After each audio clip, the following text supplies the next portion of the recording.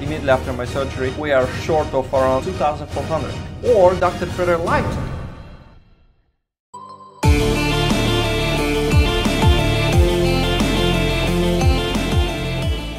Welcome back, guys. So as you know, a couple of weeks ago I had a skin fade done just to see how my scars might look like, after 5 months of my procedure.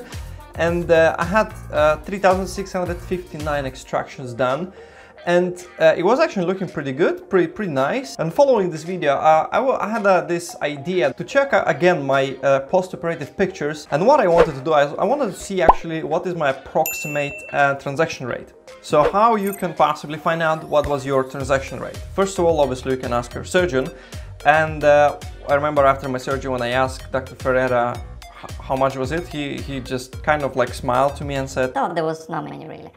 I'm a bit perfectionist and I like numbers, so it was not enough for me. So what I decided to do, I decided just to check the pictures of my donor immediately after my surgery and literally count every single hole. And here's how it went. So I started counting from the sides, and obviously there is less grafts taken than from the occipital area. So I just decided to mark every single spot with a different color, so I know for sure that I didn't miss it. And I started counting one by one pretty much, as you can see here. So in this area I was counting 200 grafts and I marked them in yellow color, and once I reach 200 dots I'm gonna switch the color to keep it going, so it's gonna be easier to count in the end. This area was extremely easy to count because the grafts are spaced quite a lot, so it was very easy actually, especially if you zoom in properly, just a piece of cake.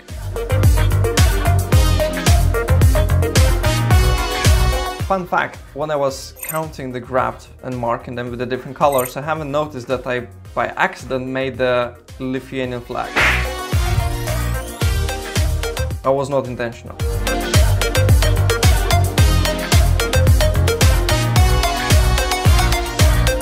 So here we are, I counted 600 grafts on my right area, and obviously the most interesting part and most challenging part was to actually count the back of my head, because that was the part where I had extractions done in the first place, in the very first day. And on the second day after the surgery, when we took these pictures, some of those grafts, they already pretty much healed very quickly, like you couldn't really see much of them at all. So it was very challenging to count them, and it was actually a good surprise. So it seems like my body is healing pretty well. But nevertheless, I still decided to give it a go and just to count, as much as I could possibly, see. And this is what I found. 200 grafts in yellow, 200 grafts in green, 200 grafts in red, in blue, in black, and 200 grafts in light green color. So here I decided not to go any further because it was extremely difficult to see any more precisely grafts. There is still quite some area to cover. We've got so far 1,200 grafts only from my occipital area. Obviously there's quite a lot of spots in between that I missed here and there because it's very unclear where the grafts are. So I decided just not to speculate. So what we got so far, we got 600 grafts from both sides of the donor and 1,200 grafts from the back, which is in total only 2,400. Mind you, I had 3,659 grafts.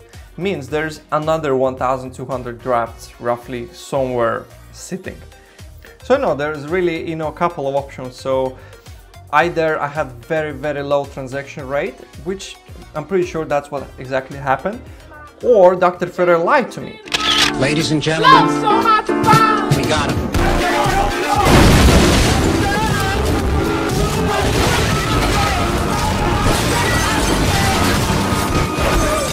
So I needed to check if the amount of holes equals grafts transplanted in my recipient area, which again, it was unbelievably extremely difficult to count, but nevertheless, I've done my best, and let's see how it went.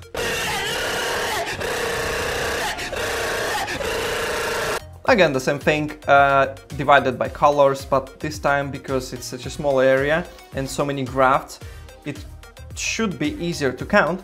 So I decided to count up to 400 grafts per color. What I noticed so far, the hardest part was to count the actual hairline, because you cannot clearly see the actual graft implanted. Sometimes you can just see some little hair sticking out. So as you can see, I was started from the hairline, which I thought was going to be the easiest part, which clearly was not the case. So I counted 400 grafts marked in yellow. Then I switched to green color and similar thing, up to 400 grafts. Then we went with black color, the same thing, up to 400 grafts. Then red color, 400 grafts. Pink, light brown color, as well, the same 400 grafts. And I decided to stop right here because what's left, it's pretty much like the corners of the recipient area, and in this particular area was a little angle, so it's very, very difficult to see properly the, the grafts in there. So I decided not to count anymore. And what I found so far, these areas that are marked in white, I decided to leave, not to count. One area could possibly get another 400 grafts. What I believe in this area should be something around 600 to 800 grafts. Holy moly. So as you can see here, it's still, we are short of around 300-400 grafts. I believe I just obviously missed. It's absolutely impossible. There's just so many that it's so unclear. And I think majority of the grafts that I missed were in the hairline itself, because it's especially in that area, my hair is extremely thin. The graft is going to be very small as well, and you can't really see the hairs itself very closely. But yeah, that's basically what I found. What do you think, guys? So we counted overall around 3,200 grafts, so there should be somewhere around 300-400 grafts all around this area. I think I've got the exact amount of grafts that's been discussed after the surgery. I'm pretty confident in that. In terms of transaction rate, as I said, it looks like it was absolutely small percent, like 1% or something. What I was curious about it, because a lot of clinics, they promising to you their transaction rate is like 5% or less, which is normal transaction rate, I would say. But the problem is, if they're gonna be extracting so quickly, it means more chances for transaction, you know what I mean? So that's why I think it's quite important that donor management is one of the most crucial things that so many people are overlooking when they deciding for a clinic. And again, this video is not supposed to, be advertisement for Dr. Bruno Ferreira, just pure analyzing my own case, just to show you as an example what to look for, you know what I mean? So that's basically what this channel is all about.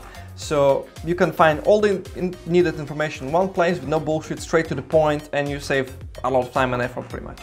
So be aware if someone is suggesting for you 4,000 or 5,000 grafts and they saying it will take you only one day, I would stay a little bit on a safe side, and I would skip that clinic altogether. And imagine even if they're gonna extract 4,000 grafts with this high transaction rate, how many more holes they will possibly do.